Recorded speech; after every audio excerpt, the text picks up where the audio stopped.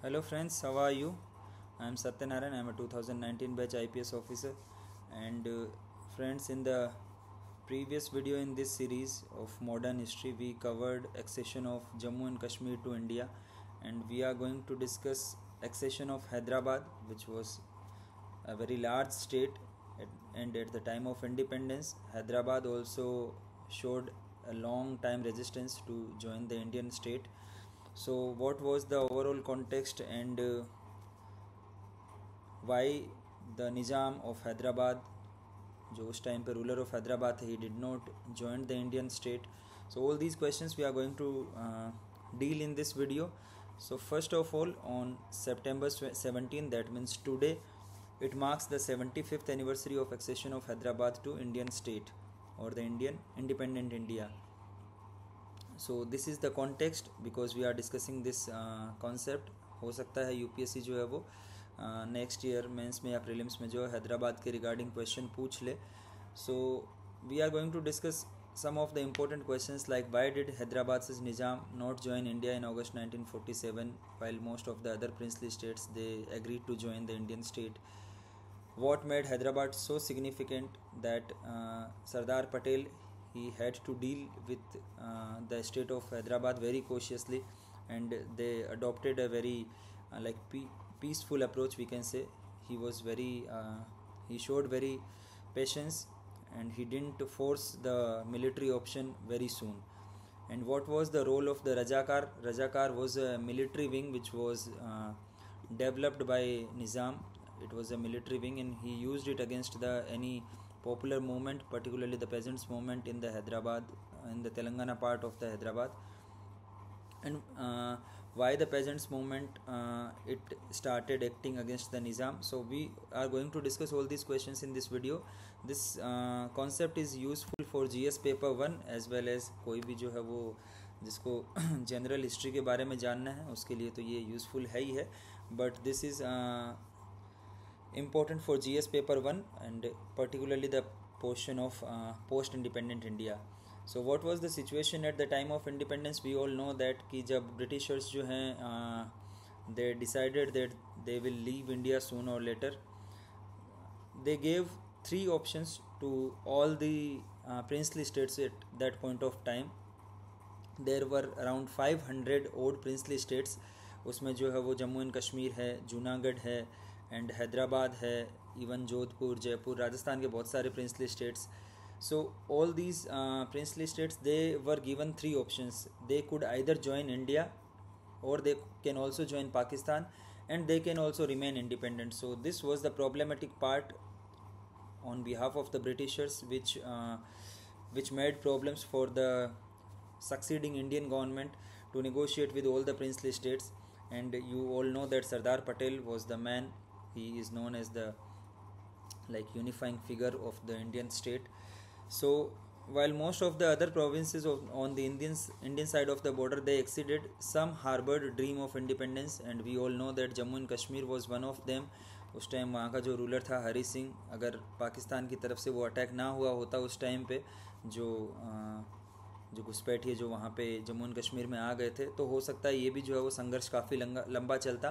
तो जो जम्मू एंड कश्मीर के एक्सेशन का जो वीडियो है उसका लिंक भी डिस्क्रिप्शन सेक्शन में दिया हुआ, आप देख सकते हैं अगर आपने अभी तक नहीं देखा है. और हैदराबाद जो है वो साउथ में बड़ा स्टेट था जिसने रेजिस्टेंस शो किया. इसके अलावा जूनागढ़ भी था. सो जब 1947 on 15 August 1947 these were three states which still didn't merge with India.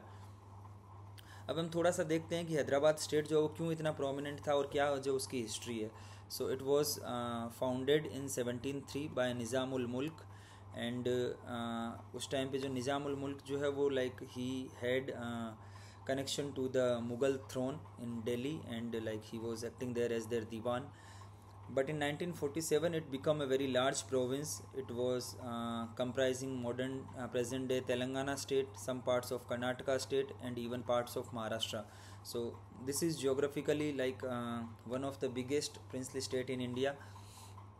And उस टाइम पे जो इसका रूलर था निज़ाम Mir Usman Ali, the picture you are seeing here, he was literally the richest man on that planet at that point of time. इन्होंने इतना सारा wealth accumulate कर लिया था, and he had a very significant voice in the Muslim community at the global level. So he claimed himself as one of the Muslim leader of the entire Muslim world. So he was also the Muslim ruler of a large Hindu majority state. जो हैदराबाद की जो population थी उसमें जो है वो, अगर आप हैदराबाद सिटी की बात करेंगे तो उसमें जो है वो मुस्लिम्स की पॉपुलेशन ज़्यादा थी, बट जो अगर बाकी लार्जर एरियाज़ और पर्टिकुलरली जो रीजनल एरियाज़ हैं वहाँ पे जो है वो हिंदू पॉपुलेशन काफ़ी ज़्यादा थी. And his personal wealth and Prestige of his province made him an important figure in the Muslim world. और उसकी आवाज़ जो है उसको सुना जाता था. And even he head matrimonial relations with the जो टर्की से जो ओटोमन या जो खलीफा जो चलता था वहाँ से भी जो है उसके मैट्रिमोनियल रिलेशंस थे. So this was the background for the state of Hyderabad getting so much importance और so it became so prominent. So at the time of independence, the ruler Mir Usman Ali, he had some background. That's why he thought that he can remain independent. उसने जो है वो कुछ ऐसे उसकी powers थी, like he contributed very significantly to the Britishers during the world wars. उसने खूब पैसा जो है वो खर्च किया था. उन्होंने जो ब्रिटिश के खजाने भरे थे, तो उनको लगा कि जो है वो ब्रिटिश क्राउन या जो इंग्लिश क्राउन है उनको जो है वो मना ले जाएंगे कि हमें जो है वो अपना इंडिपेंडेंट स्टेट जो है वो घोषित करना है with in the territory of India. उनको जो है वो अपना एक इंडिपेंडेंट स्टेट बनाना था. एंड इसके लिए जो है वो उन्होंने एक इंग्लिश लॉयर जो है उनकी सर्विसेज को अपॉइंट किया. His name is sir Walter Monckton and he was a very good friend of last viceroy of India Louis Mountbatten. So अगर माउंटबेटन जो उस टाइम के वॉइसरॉय ऑफ इंडिया थे, उन्होंने जो सारी चीज़ों को डील किया था, जो सारे स्टेट्स थे उनके साथ, और जो इंडिया का जो सक्सेशन था from British rule to Indian rule, तो ये जो है वो ही engaged in the negotiations part two with Mountbatten. And Monckton told Mountbatten that if India pushes Hyderabad too much then Nizam would join Pakistan. तो ये भी जो है वो एक धमकी वाली चीज़ जो है उन्होंने दी. और इवन जो उस वक्त जो पाकिस्तान के जो लीडर थे, supreme leader Jinnah Ali, he said that कि अगर इंडियन जो यूनियन जो है या इंडियन गवर्नमेंट जो है अगर वो बहुत ज़्यादा प्रेशर बनाती है हैदराबाद पे, तो पूरा का पूरा जो मुस्लिम वर्ल्ड जो है वो इसके खिलाफ जो है वो एक आवाज़ उठाएगा. This is written by Ramachandra Guha in his book. Then Sardar Patel जो जिनको ये पूरा टास्क जो दिया गया था of unification of India, he had peaceful approach or a patient approach, and he didn't want to impose the military rule very soon. In 1947 in November 1947, like around 3 months after independence, India and Hyderabad they signed a standstill agreement. That means that उस वक्त जो Britishers के जाने के पहले जो terms जो जैसे चल रहे थे वैसे ही जो है वो इंडिया और हैदराबाद के बीच में जो है वो रिलेशंस होंगे. And they were like engaged in negotiations. They were continuously negotiating. Hyderabad का जो निज़ाम था वो अपनी इंडिपेंडेंस के लिए, और जो इंडियन स्टेट जो था वो जो है वो इंडियन स्टेट एक्टर्स जो हैं पर्टिकुलरली के.एम. मुंशी, वो ये चाह रहे थे on behalf of Sardar Patel and the Indian government की जो है हैदराबाद जो है वो इंडिया का हिस्सा बन जाए. इसी बीच जो है what Nizam did, he just keep on delaying the things. And meanwhile he started supporting this organization Ittihad ul Muslimin, and they set up a paramilitary wing known as Razakars. So Razakar जो है वो paramilitary wing थी Ittihad ul Muslimin, ये एक political outfit था, and this outfit supported the independence of Hyderabad. And this paramilitary wing of Razakars was developed with the state support. यानी कि जो निज़ाम जो है वही इसके लिए पैसा दे रहा था. और उस वक्त हैदराबाद प्रोविंस में जो भी निज़ाम के ओपोनेंट्स जो थे, पर्टिकुलरली दो यहाँ पे जो है वो डेवलपमेंट्स सिग्निफिकेंट है, उन दोनों को हम डिस्कस करेंगे. इनको जो है वो काफ़ी रिलेंटलेसली एंड ब्रूटली जो है वो उनको अटैक कर रहे थे. They were like very attacking in nature.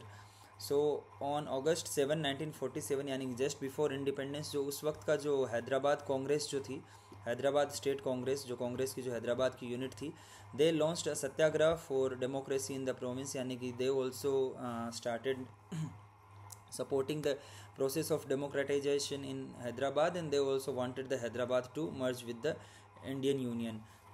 But the Nizam, he put all the satyagrahis, around 20,000 satyagrahis, into jail. And as a result of the attacks by the Rajakars and repression by the state authorities, thousands of people fled to the other parts of the Indian Union, and they took shelters in the temporary camps. And in the rural areas, जो significant movement जो था, that is the peasants movements, or we also know it as a Telangana movement. It was supported by the communist people in Communist Party, and this peasant movement, although it started around 1945-1946, but 1947 तक जो है वो इसकी strength जो है वो काफ़ी गिर गई थी. बट जब रजाकार्स जो है इन्होंने अटैक करना शुरू किया, तो लोगों ने जो है वो खुद को ऑर्गेनाइज करना शुरू किया. And peasant dalam are like known as squads, they organised defence of the people against the attacks led by Razakars. तो यहाँ पे जो है वो काफ़ी यहाँ पे यू कैन से वॉयलेंट जो है वो उनके बीच में स्ट्रगल चला. And these peasant dalams after attacking the big landlords and the जो भी उस वक्त के जो सिग्निफिकेंट जो पीपल थे जो निज़ाम को सपोर्ट कर रहे थे, उन्होंने उनको अटैक किया, और जो उन्होंने जो लैंड्स जो फ्री करवाई उनसे, उनको जो है वो किसानों और लैंडलेस लोग जो थे उनके बीच में आपस में डिस्ट्रीब्यूट किया. तो ये जो है वो दो इम्पोर्टेंट सिग्निफिकेंट मूवमेंट थे. One was led by the state Hyderabad Congress and another was by the communist party. And this pageants movement in Hyderabad, it gained again strength. Now Sardar Patel, he was losing patience, and he was also getting ill. He was in Dehradun at this point of time. In June 1948, he wrote a letter to Prime Minister Jawaharlal Nehru, and he said that I feel very strongly that a stage has come when we should tell them quite frankly that nothing short of unqualified acceptance of accession and of introduction of undiluted responsible government would be acceptable to us. This means that Sardar Patel जो है उन्होंने by the summer of 1948 he lost his patience and he said to Nehru that अब जो है वो हमें कुछ ना कुछ तो करना पड़ेगा, जिससे जो है उनको बिल्कुल कैटेगरिकली कह देना भी पड़ेगा कि अब जो है वो हम तुम्हारी इस तरह की जो डिस्कशंस है, नेगोशिएशंस वाले जो टैक्टिक्स है, उनसे अब हम बहुत ज़्यादा इसको एक्सेप्ट नहीं कर सकते, और अब चाहे हमें मिलिट्री यूज़ करनी पड़े या जो भी हैं, we have to merge the province of Hyderabad into India. So government जो है उन्होंने they started thinking and they were still trying to make a peaceful accession. उनको लगा कि जो है वो बिना मिलिट्री इंटरवेंशन के जो है वो बातों से जो है वो हैदराबाद स्टेट जो है वो मर्ज कर जाए, because it gives the Indian government legitimacy. अगर आप मिलिटरीली जो है वो किसी भी पार्ट को अपने आप में एक्सीड करवाते हैं तो इसकी जो एक्सेप्टेंस कम होती है, बट जो लेजिटिमेसी पीसफुल जो प्रोसेस होती है उसकी ज़्यादा होती है. तो यही जो है वो नेहरू की थिंकिंग थी. बट उस टाइम पे जो है वो what the Nizam of Hyderabad he was doing his strengthening his military and he was procuring more and more arms from different parts of the world. So now by the time of September, all the options were depleted.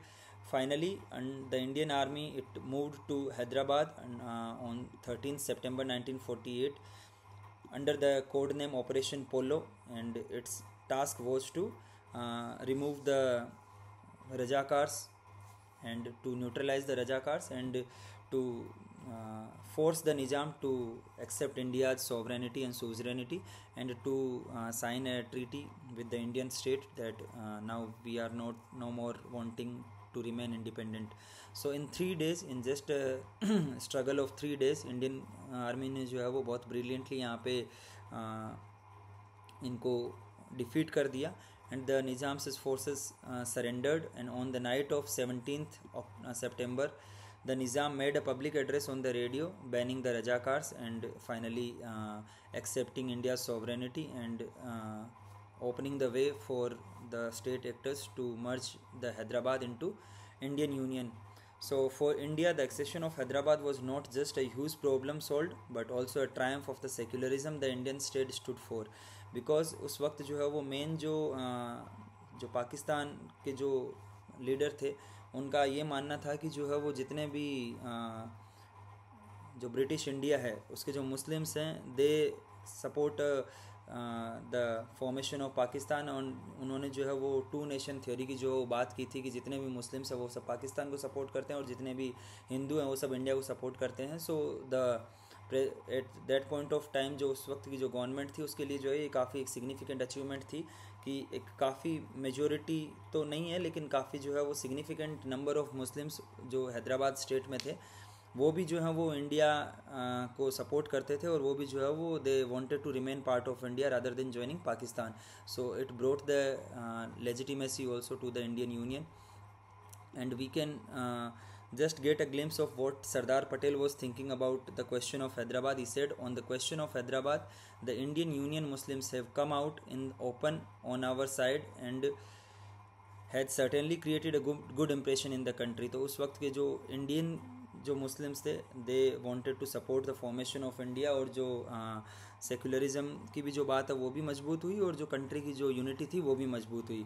So with the accession of Hyderabad, merger of the princely states with the Indian Union was completed and the government of India's writ ran all over the land. तो ये जो है वो एक काफ़ी significantly बड़ा state था जो काफ़ी जो है वो काफ़ी टाइम तक इसने स्ट्रगल किया but finally through operation polo India ने जो है वो लगभग इंडिपेंडेंस के 1 साल बाद जो है वो इसको इंडियन यूनियन में मर्ज कर लिया. So thank you so much guys for watching the video. I hope that this video is useful to you and because I know guys कि बहुत सारे जो स्टूडेंट्स है वो during their preparation they are like ignoring the part of post independent India जो history वाला जो part है because ancient and medieval and modern जो लाइक फ्रीडम स्ट्रगल वाला जो पार्ट है उसी पे सारा टाइम चला जाता है हिस्ट्री की प्रिपरेशन में. सो इसलिए पोस्ट इंडिपेंडेंट इंडिया की जो हिस्ट्री है I am covering these concepts जो important concepts है through these videos. So I request you to like this video, share with your other friends who are preparing for UPSC and subscribe to the channel. Thank you so much guys, have a nice day.